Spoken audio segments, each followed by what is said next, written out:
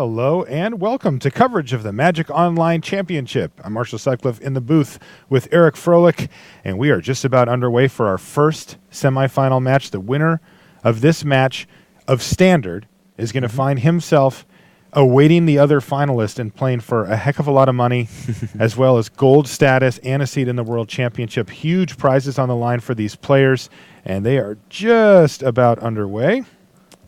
Yeah, definitely a ton on the line here. I mean, we have a 16-man tournament. We're down to the top 4, and we're already talking about Pro Tour top 8 money being issued out, and it only gets substantially greater from there. Yeah, that's right.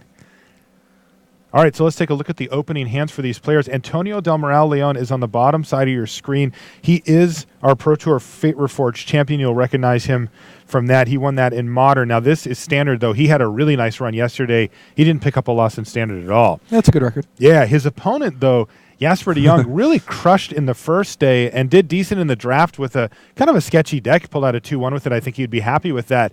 Did not do well in Standard, though. Went 1-3. He seemed to struggle in that format. And while he's kind of dominated the event from the get-go, he's got to be a little concerned here coming in playing against a top player like Antonio Del Moral Leon. Yeah, I think that a problem that players may occasionally run into is when you are running away with an event with a 9-1 record where 9-5 is going to make top 4. There's a chance he may have relaxed a little bit, maybe not had the same focus he had earlier on the day. I don't know if that's the case or not, but that's certainly something that can happen to players. This is interesting. Check this out. So, Master of the Unseen on turn 2 for Jasper, but Antonio decided to play his Fleece main line even though he's got Dromica's command in his hand. Now Jasper's played out Courser of Krufix, so while Dromica's command is going to hit something relevant, if Jasper wants to protect his Master of the Unseen, he can do so now.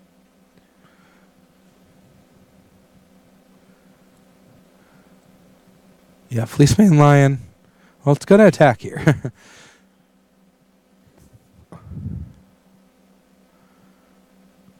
The fact that player sacrificing enchantment is the first mode of Dromoka's command means that you can't really gain quite the same value that you might be able to if you got to choose the order, where perhaps you could put a +1/+1 counter on Courser after, on the Fleecemane Lion, right, and take down the Courser and somehow make him sacrifice Mastery. Can't do all that, but still very powerful. Put a +1/+1 counter on the Lion and force Jasper to get rid of his Courser. That's right. So it still did good work. The Master of the Unseen gets to hang around, but now you can see Antonio going into beatdown mode here. He crunches in there with the Fleecemane Lion and follows it up with a Siege Rhino.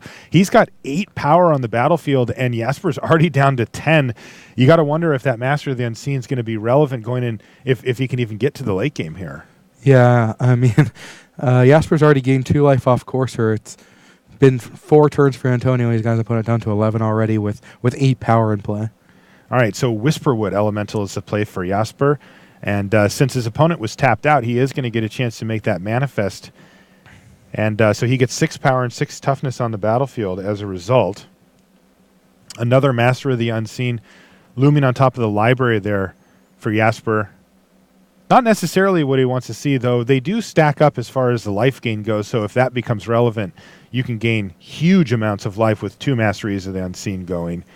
Right. I mean, Antonio has a way to get rid of the Whisperwood Elemental, which is creating the manifest, so it is going to take some time for Jasper to actually get some face-down creatures that he can flip up. He does have Den Protector in his hand, so that is threatening to, gain him some life and bring back a card from his graveyard. That manifest is a Courser of Krufix. That is a good card to have manifested. That certainly could matter here. Now, a little bit awkward for Antonio. Both of his lands enter the battlefield tapped here, so he won't be able to monstrous his Fleecemane Lion this turn. But he does have an Abzan Charm that he can use either in combat with +1/+1 counters or just to take out the Whisperwood Elemental full stop. Yeah, a lot of choices right now for Antonio. None of them are really too bad. Yeah, I always feel like whenever I'm watching this green-white devotion deck play that there's this turning point. That they kind of, when they get the Master of the Unseen down and they start to build out their board, they'll often find themselves under pressure like this, but then at some point they turn the corner, flip up a creature or two, and it just snowballs into a ton of life gain that these decks just can't overcome. Right. I mean, the Abzan mid-range / control decks are pretty linear. It's not like they can just scale to do 20, 30, 40, 50 damage. Something that we saw out of like a deck like Ole Rade and Magnus are playing, these elves decks that can gain so much mana and basically create overrun effects over and over again, that we saw in Modern. There's not really that option in Standard. So Manifest or Mastery of the Unseen can get a little bit out of hand. It does take time to get going, though, and Yeah, that's time is not necessarily something that Jasper has here. This is a really tough decision on how to block. Abzan Charm is kind of going to wreck anything he decides to do. He could triple block the Fleeceman Lion. That will kill it through Hero's Downfall or an Abzan Charm. Right, worst case scenario, the Fleeceman Lion becomes a 6/6 or one of the blockers were to die. But he will be losing Whisperwood and Courser of Crucifix. Of course, if Antonio uses a removal spell to kill Whisperwood Elemental, let's see, Jasper can sacrifice that, which means that Antonio will want to order the blocker so the Manifest will be first, so that the Courser doesn't become another Manifest. He should know that the Manifest is a Courser from seeing it from the original Courser. So he probably wants to order blockers in such a way that the Manifest goes before the Courser of Crucifix. He'll kill the Whisperwood and kill the Manifested Courser, and the face-up Courser will stay in play. So he'll Abzan Charm the Whisperwood Elemental there? I believe so. I mean, he could just let this happen and trade Fleeceman Lion for Whisperwood. That's another option. And maybe play a Courser. Looks like he's moved Whisperwood to the front of the queue here. Yeah, that would be a very reasonable option. These would trade off.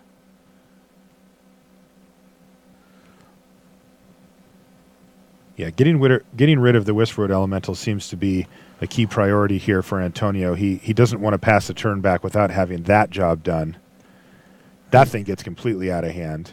Yeah, I mean, he can also just let the Courser die in combat and then second main phase kill the Whisperwood Elemental. So he's left behind just the Manifest, and the Whisperwood won't actually get to be sacrificed. Right.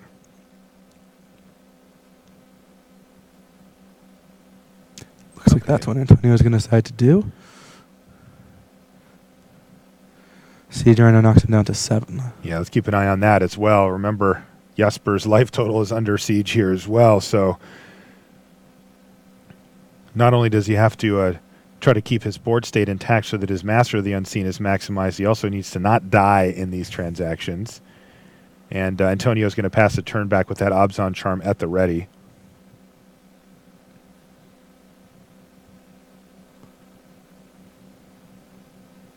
So some options here for Jasper. He can...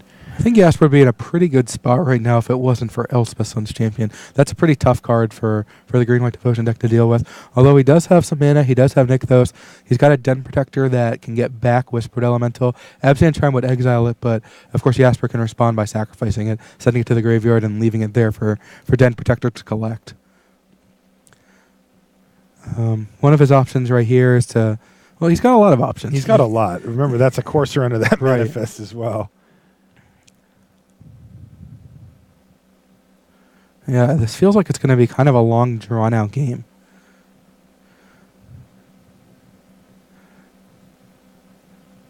He would love a way to actually be able to kill the Siege Rhino, because what that will do is allow Den Protector to potentially come down. If that becomes, if he flips that face up, the Elspeth tokens can't actually block the Den Protector. You need to have creatures with power equal to Den Protectors to block it. And so the Siege Rhino can do that, but if he's able to find a way to remove the Siege Rhino as a blocker, the Den Protector can threaten Elspeth.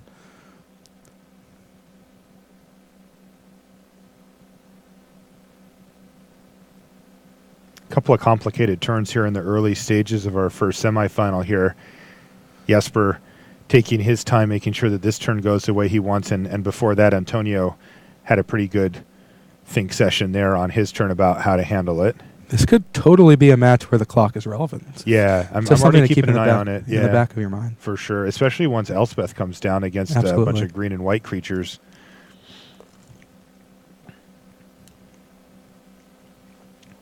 All right. Going to get aggressive here. Yeah, Jasper's having none of it. He's just going to rumble in there, and Antonio's going to take it all. Fleeceman Lion's the follow-up play. And it looks like Abzan Charm may take out the Whisperwood Elemental right now. He took the 4 off at first.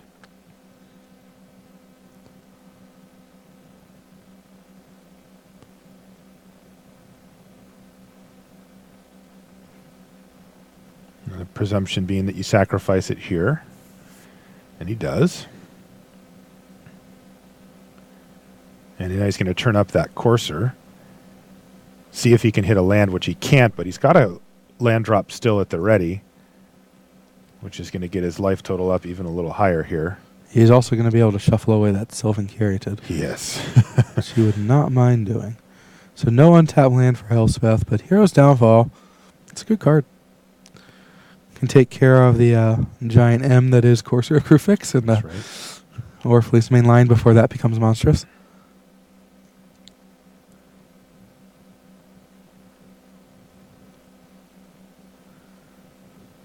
And Jasper's been able to find the time to try to set up behind this Mastery. Back down to 6 for Jasper. And Antonio revisits the tank here. He's got that land drop, but the real question is, does he want a Hero's Downfall now, and if so, what? Or does he want to play the Courser?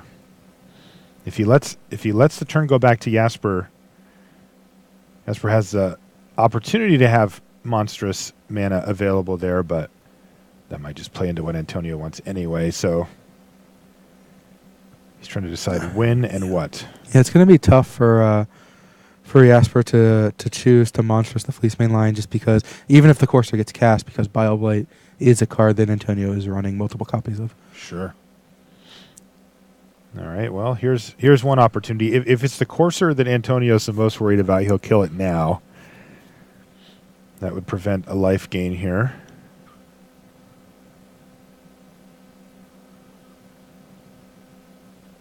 And it is. He's going to kill the Courser of Crufix with his Hero's Downfall. Yeah, I actually think that he wanted to sacrifice the Heath on his turn, because, I mean, one life, not always relevant, but certainly has the prospect to be. And he knew he was shuffling away the Caryatid, I think, no matter what. So doing it when your opponent is tapped down and can actually kill your Coursers is just kind of advantageous. So you're talking about the turn prior. Mm-hmm. Interesting decision for Antonio to tap his Cave of Coilus over the forest, so he's not even representing Bioblade anymore.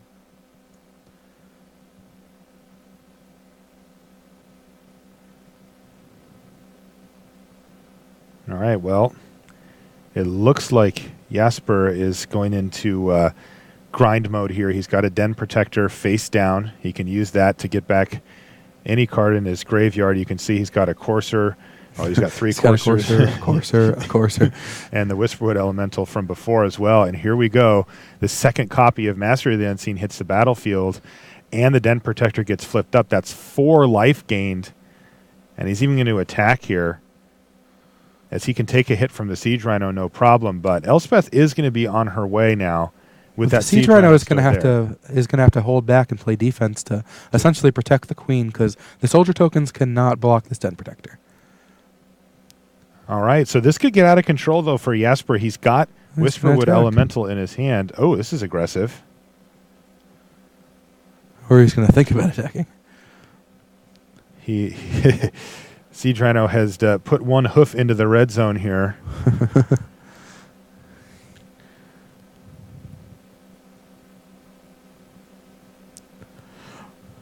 Maybe not.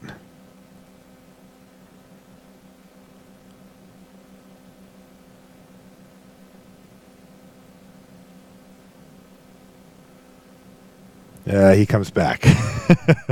Pulled the leash back on the Siege Rhino, and here comes Elspeth, Sun's champion. Siege Rhino wants to be attacking. He tried to force Antonio to put himself into the red zone. Ooh, Deathmiss Raptor. Oh, wow. That's a good one. Yeah, especially I'm looking at the green mana symbols of the cards in Jesper's hand now as well. As you should there's Nykthos hanging out too. I think I would play this face down at this point. I think Jasper's thinking about playing it face up. The amount of life it represents just flipping over a single card is No pretty kidding. fantastic. Yeah, it's huge. The double Master of the Unseen. He's going to play it face up. By playing it face down and flipping it up, you actually do expose it to Elspeth's minus, which I'm not sure if that matters, but could matter. Oh, sure. Good point. Fleeceman Lion off the top here for Antonio. And now good defense. Both players have really kind of gotten to the point where they're supposed to get in their game, right? One player has Elspeth's Son's Champion going with a couple of creatures, and the other has Master of the Unseen going with some morphing and manifesting happening. So the question is just who ends up winning this? Yeah, I mean, Elspeth's ultimate is the big question, that's kind of looming over things because, if there are 9 soldiers left behind, that represents 27 damage alone. Master can get a bunch of life, but I'm not sure if he'll have enough time to actually race the Elspeth ultimate. It's going to be interesting and close, though. If he could find a way to force this Den Protector through, but the Fleeceman line just plays even more defense there. I mean, how does this work now as far as Elspeth gets to go ultimate? Is there any way for Jasper to get through? We're getting word that the Manifest off the Whispered Elemental, that's another Raptor. This one is? It is. Oh, no. Now, these things are going to start clearing out some of the field. And it looks like Antonio's only put 2 soldiers on the blocks there, along with a chump block. Yeah, that's reasonable. I mean, a blind Manifest is not necessarily likely to be bigger than a 2/2 creature. Now, what about the elf still being in hand here? He's going to miss a couple of life. Right. Over having played it in the first main. I don't know if see. he's representing something with that, but... Well, he can make a lot of mana off Nykthos. Right now, he can use Nykthos to make 8 mana. I don't think he actually wants to play the elf because he can make 8 green exactly off the Nykthos to go along with his 2 white to... Actually, he could have made Manifest on his turn. It really depends. Like, he's going to have a lot of options for Manifests to flip up. He's going to be able to produce a lot of green mana. He can create 2 Manifests off Mastery and still have a couple green left behind where he could have cast the Elvish Mystic, but it's possible he just wanted to wait and try to play around the main deck Crux of Fate. Here's multiple Master of the Unseen activations happening. He's even got a pair of green mana floating too, just in case he hits an Elvish Mystic or something of... Well, he hit Polukranos and Den Protector. Wow! And he gets to flip up the Den Protector here. Now he is in full go-off mode. And you can see he got back a Courser of Crufix with that. But I have to say, like, both players are kind of going off here. So the question is, can Jasper gain enough life to mitigate an ultimated Elspeth here? Yes. Yes, he can. And he absolutely can. By a lot. Ultimated Elspeth is not going to deal close to 35 damage, and he can't really afford to be tapping his creatures to attack. Monsters to Fleeceman Lion to eat a Death Mist Raptor. Jasper doesn't care about his Raptors dying. I mean, all his Manifests are just more creatures. The Manifest is now an Elvish Mystic in play, so a Mystic and a Polukranos. Polukranos is getting close to the point where it can just use the double Nykthos to kill everything, and the game is very likely to end next turn.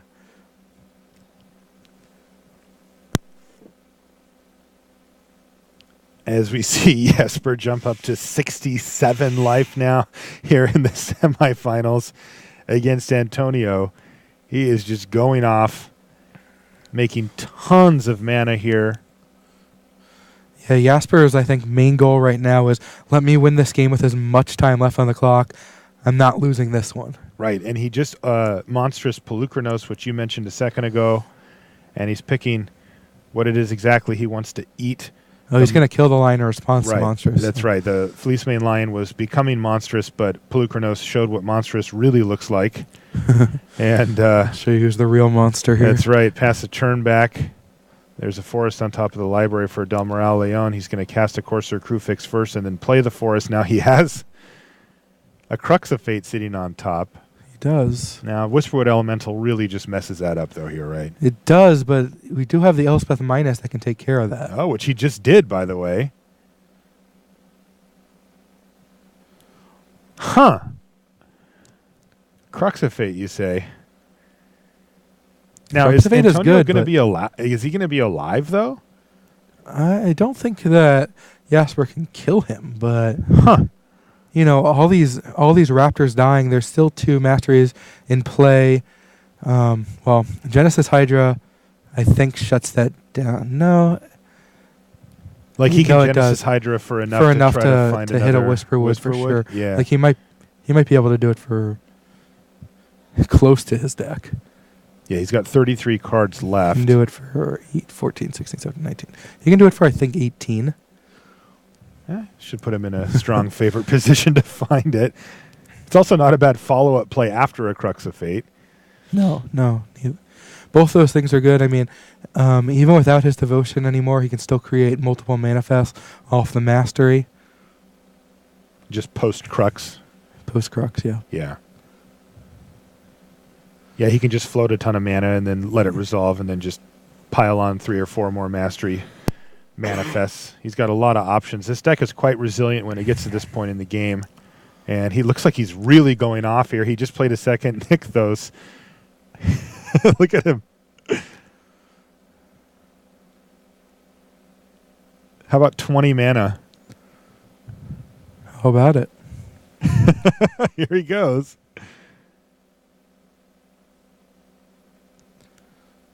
And he's just moving in here. Genesis Hydra for 20. 21.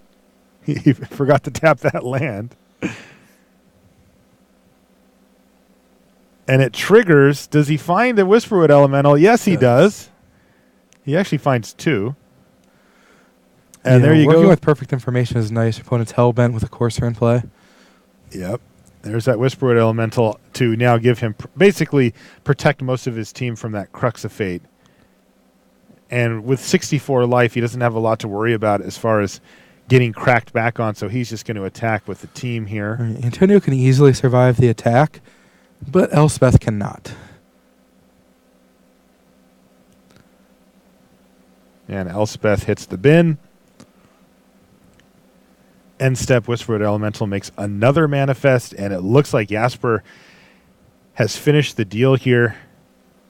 He just needs to find the last few points of damage, and this thing will be done. And by the last few, I mean 20, but I think that'll happen fairly quickly here. He's got a 1919 Genesis Hydra. He did not attack, period. Wow, he just didn't rumble at all. All right. Didn't even want to send in the Hydra. I manifested a land that turn, which saw off the Courser. Den Protector on top of Library for Antonio. So I manifested another Heath, and now a Fleecemane Lion. Now, this game one went quite a long time here. You can see that Jesper's used up about half of his clock currently, and he is going to have to close this thing out fairly quickly to make sure that he can have enough clock to potentially go to a game 3 if it were to come to that. Right. I mean, more than half of his clock is gone, and we are in game 1. Yeah, why isn't that Hydra getting in there? That's a great question. Okay, yeah. I do not have an answer for you. That Deathmist Raptor definitely should have gotten in there at the very least. All right, he's had enough. Everybody hit the red zone. And it looks like Antonio's going to line up some blocks here after flipping up his Den Protector.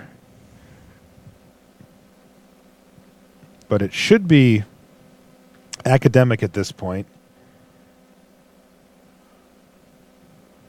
Obzon Charm.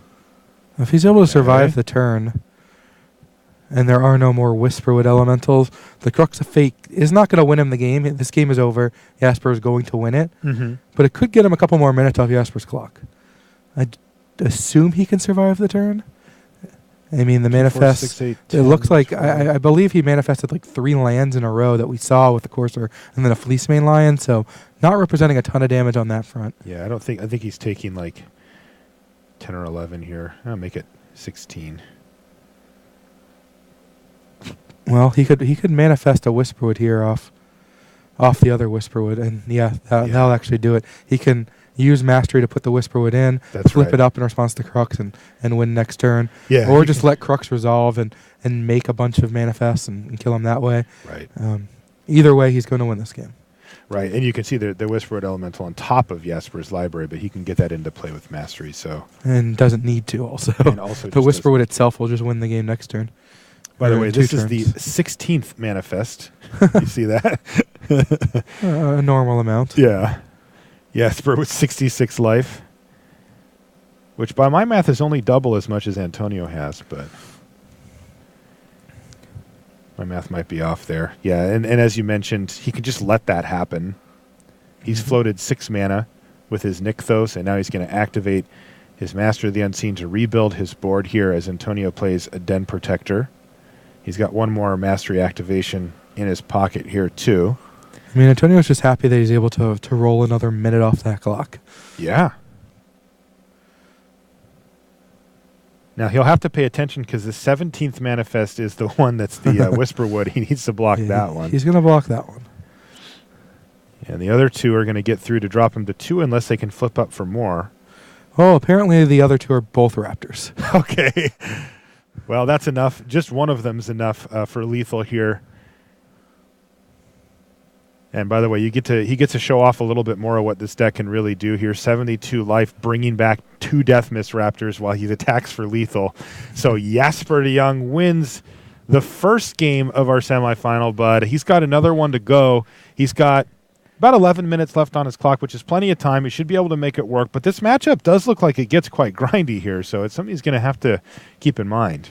I mean, if Antonio's able to win a game 2, where he's able to take it into at least the mid-game, the clock is going to be a serious threat for game 3.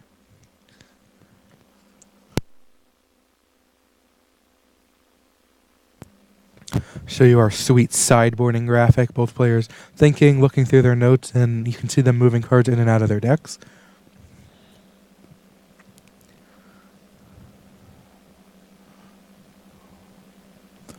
I can't really imagine that there's a world where they didn't know exactly which cards were coming in and out, at least after game 1.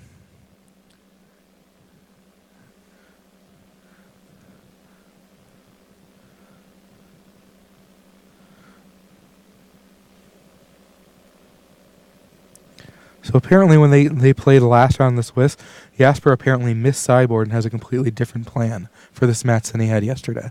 Oh, interesting. These players did face each other yesterday with Antonio winning. Antonio needed to win to lock up this top 4, got the job done, and find himself in a rematch. An interesting little sub story we've got here as well is that since Antonio has won a Pro Tour, that secured his seat at the World Championship already. If he were to win this event, he would effectively have 2 seats for himself, which would mean one of them would go to an at-large bid. A lot of professional players keeping an eye on that near the top of the Pro Point at-large standings and really rooting for Antonio here so that they have another seat available to them. He's the Platinum Players champ. He is. He's currently down a game, though, as Jasper pretty convincingly transitioned into the late game there and Jasper's just down to 5 him. here. A mold on of 5. Uh-oh. 4 of those are lands. He's got 1 Temple of Plenty to help find some action, but this could be quick. We've seen Antonio, when he's on the play, he will often board into a pretty aggressive version of the deck with his Fleecemane Lions and such. And he gets to rumble, and it looks like Crux of Fate's still in there. Yeah, we saw him yesterday keep 4 lands, Den Protector, Elspeth Ugin. Here he's keeping 5 lands, but he has a 2-drop. I guess Den Protector's technically a 2-drop too, but Can be. Huh. Quite a few more lands. see both these players trying to play as fast as they possibly can. Yeah, they want to avoid the clock being a factor here. This gets interesting, though. Jasper's Pelukranos is going to do a pretty decent job here, as so far Antonio hasn't found any spot removal. He hasn't, but he does have Crux of Fate. Yeah, he can sweep away He the can also board. monstrous the Fleecemane line this turn. And he has Elspeth, so he's got a lot of good tools. He does have a lot of good tools at his disposal, but here comes Pelukranos. And like you mentioned, Ifro, Fleecemane Lion Monstrous is certainly a possibility here. There's a pretty nice sequence where he monstresses Fleecemane and then goes into Crux of Fate. Yeah, I mean, I like this play. It's even better now that Jasper's hand was just all lands. Yeah. Shuts down the creatures in play completely. And yeah, he's going to get to follow this up with a Crux of Fate and an Elspeth. That's pretty ridiculous. That is insane. Even a Thoughtseize, though. Because the Thoughtseize first to lose 2 life and discard a card from his own hand. That's right. But well, I don't think I'll mind seeing Planeswalkers. I don't think he will either. His life total is not under threat currently, and he still gets to keep that sequence intact of Crux of Fate into Elspeth with a monstrous Fleecemane Lion, and that's going to put a lot of pressure on Jasper to draw some action and draw it quickly. Well, the good news, so to speak, for Jasper is should he brick this turn and Antonio just plays Elspeth, he's going to get concede the game with still 10 minutes. So the worst case scenario is being able to, lose kind of a drawn out game 2. And so just getting wrecked is better than losing a long game 2. It's not a common thing that we'll say, but no, absolutely the case here. He's going to have lots of time to try to win a game 3 where the clock could have very easily been relevant. He's playing a slow deck. He has struggled with the clock more than a lot of the other players have in this event so far. Here. All right, a little bit more methodical. Game 3 it is. Antonio Del Moral Leon very quickly evens things up. He says that was easy. Beating a mold of 5 with a very good draw. So a nice sequence there for Antonio. And now, like you said, I think that it seems like getting crushed in that fashion would probably be at the bottom of the list for Jasper as far as experiences in Game 2, but it's actually not. He's now conserved about 10 minutes, a little over 10 minutes of his clock here, which, again, is plenty of time to finish a game here. He will need to play briskly just to avoid any possibility of the clock being a factor, but he's got the time to do it now. One game is going to decide this and put one of these two players into the finals here, where they are going to be playing against the winner of Alexa Telerov and Magnus Lanto, which we're going to be watching after this. Does Jasper have just no removal spells, period, in his deck at this point? He's got Dromoka's command. He does have Dromoka's command. Yeah, that counts. I was kind of curious if he had ways to actually deal with inoffense or, ways that will shut down his pretty fantastic graveyard synergies. Both players on the mulligan, but both hands are reasonable-ish. Antonio's hand, it's slow. It doesn't have green mana. He does have a Scryland and a Thoughtseize. Jasper's hand has the combo. He's got a Raptor and he's got a Den Protector. Can't mind that. Antonio's going to be looking for green mana here.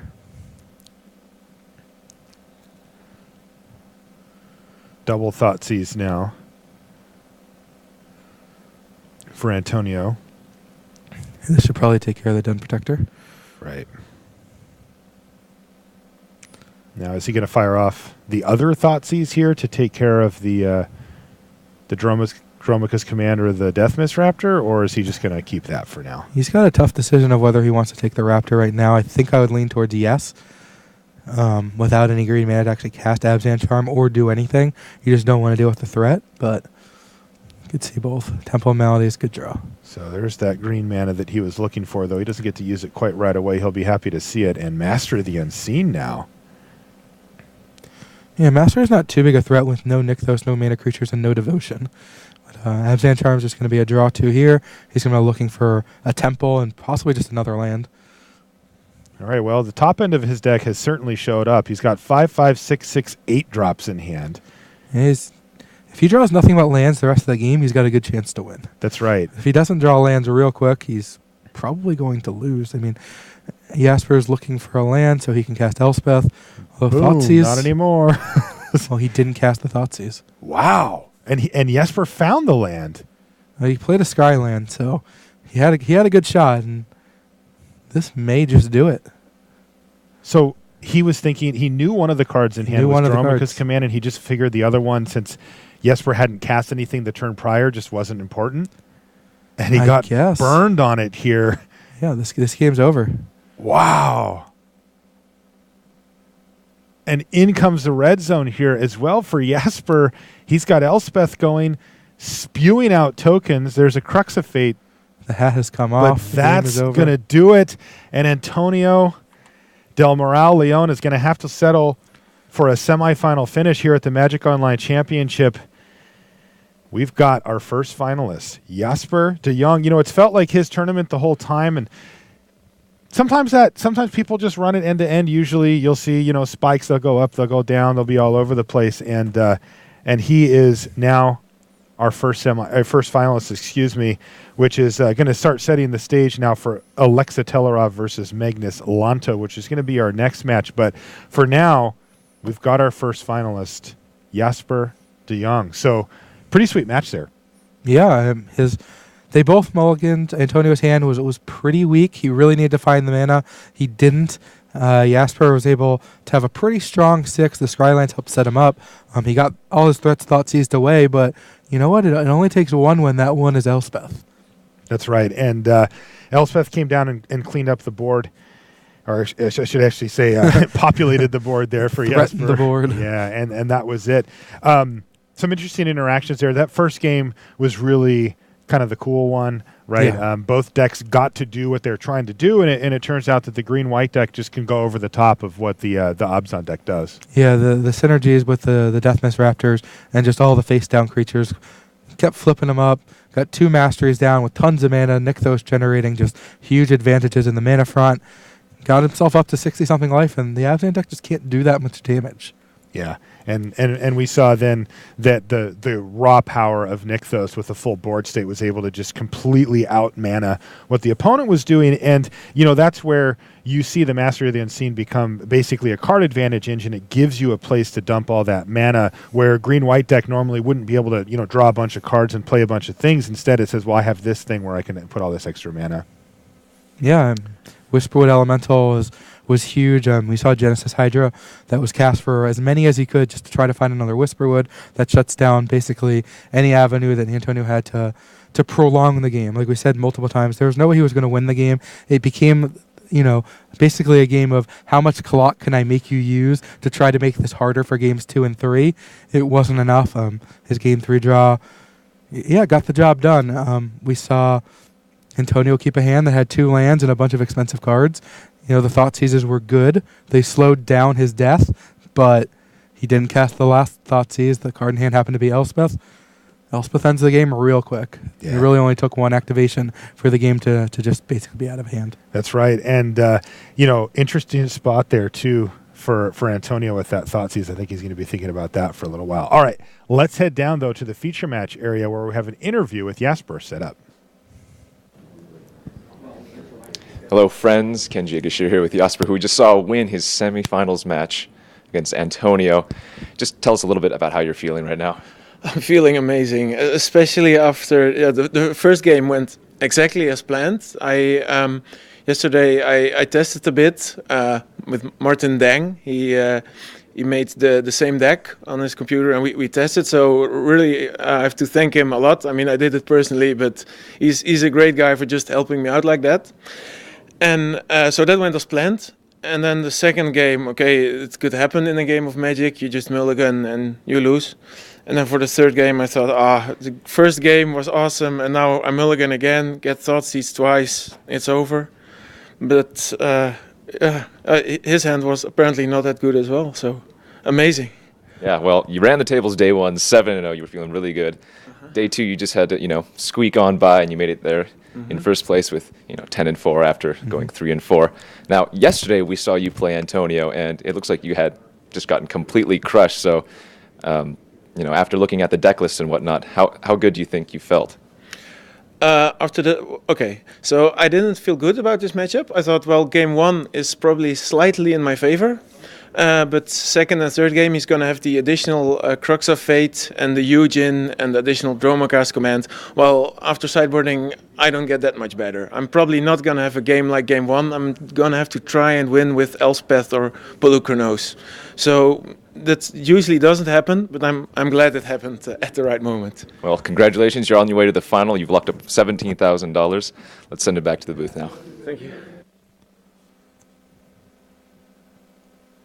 All right, welcome back to coverage of the Magic Online Championship. You can see our top 4 bracket halfway there. Jasper de Jong is into the finals. Antonio Del Moral Leon is going to have to settle for that semifinal finish. Still a strong showing from him once again.